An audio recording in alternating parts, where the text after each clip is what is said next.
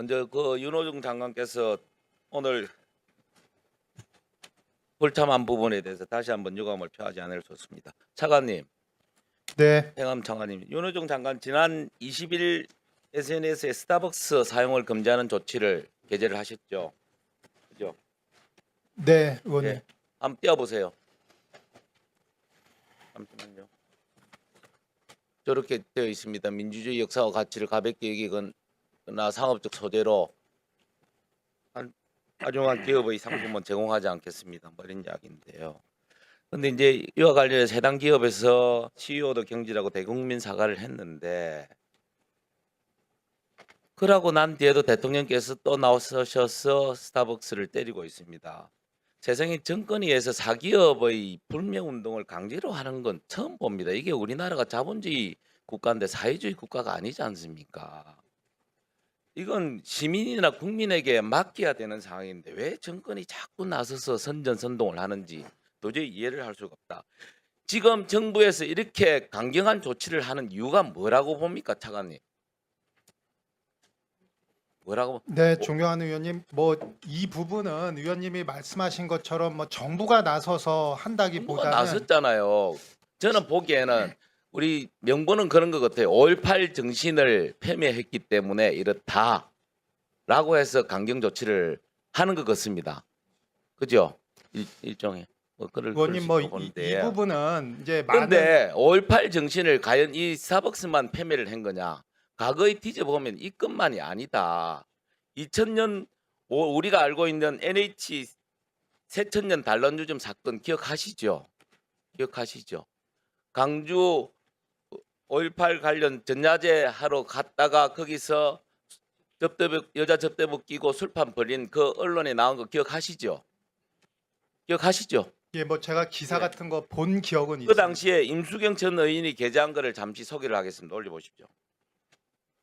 김민석, 송영길, 우상호 연기 봅시다.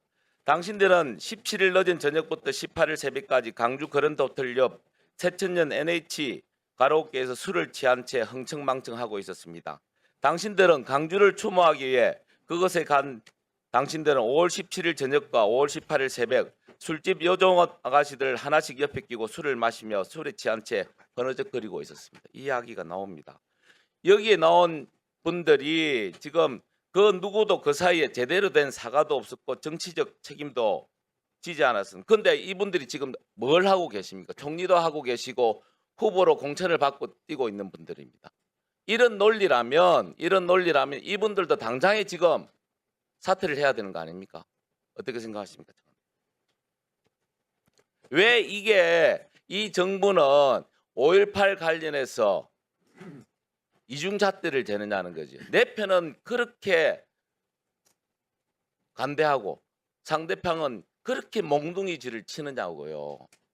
도저히 이해를 못하겠다. 그런 말씀을 먼저 드립니다.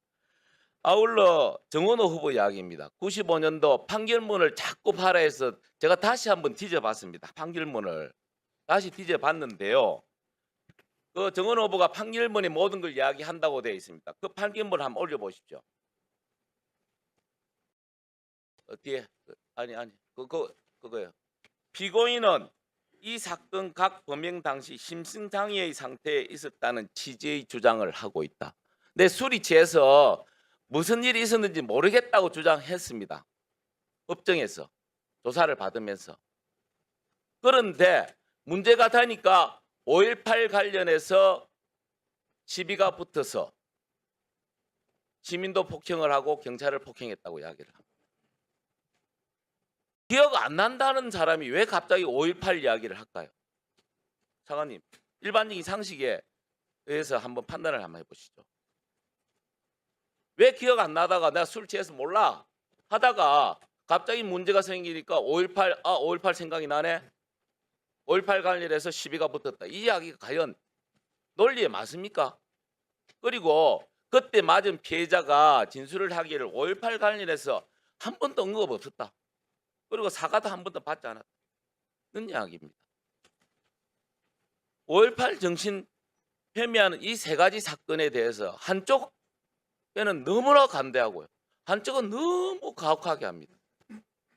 이러한 이중잣대가 과연 맞느냐는 거죠. 어떻게 생각하십니까? 네, 존경하는 서범수 의원님, 뭐 정 장관님은 뭐 후보거나 대답하실 이 건가요? 부분은 뭐 지금 제가 이 자리에서 어떻게 그래, 알겠습니다. 답변드리기는 하여튼 적절한 것 같아요. 불리하면 5.18을 자꾸 들먹이는 우리 운동권 출신 정치인들 이번 해에 좀 바꿔왔으면 좋겠다 하는 이야기입니다. 마침 5.18 조롱법을 만드신다면서요. 그래서 첫 번째 대상으로 우리 정은호 후보도 한번 고민을 해 주십사 부탁을 드립니다. 그다음에 우리 감사의 정원 관련해서 한번 이야기를 해보겠습니다. 행안부 차관님. 감사의 정원이 왜 만들어졌습니까? 지난 57년 전에 22개국 청년 195만 명이 들어보지도 못한 코리아를 위해서 목숨을 바쳤습니다. 그래서 4만 명 정도가 고국에 들어가지도 못했는데 그걸 지금 기리기 위해서 강장에다가 감사의 정원을 만든다는 게 그렇게 나쁜 겁니까? 그런데 민주당 정원호 후보는 받들어총 흉물, 철거 이전 검토 이야기를 하고 있거든요. 사진 한번 보십시오. 저기에 미 팔군 부사는 간 22개국 주한 대사관 관계자들 6.25 참전 유공자 대표가 다 같이 참석을 했습니다.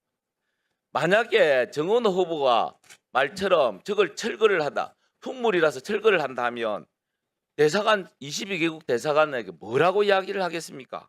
당신 나라 청년들이 헌신하는 그 흉물이 그 조형물이 흉물이랍니다. 그래서 우리 철거하겠습니다. 과연 이거 이렇게 하실 수 있겠습니까? 차관님 어떻게 생각합니까? 그리고 정원호 후보는 대다수 서울 시민들은 존재도 모르는 사업이라고 했는데 최근에 보면 5월 13일부터 5월 23일까지 열흘간 광화문 광장을 방문한 객들이 지난 똑같은 동기간에 비해서 2배나 늘었어요. 이게 핫플레이스가 돼 있는데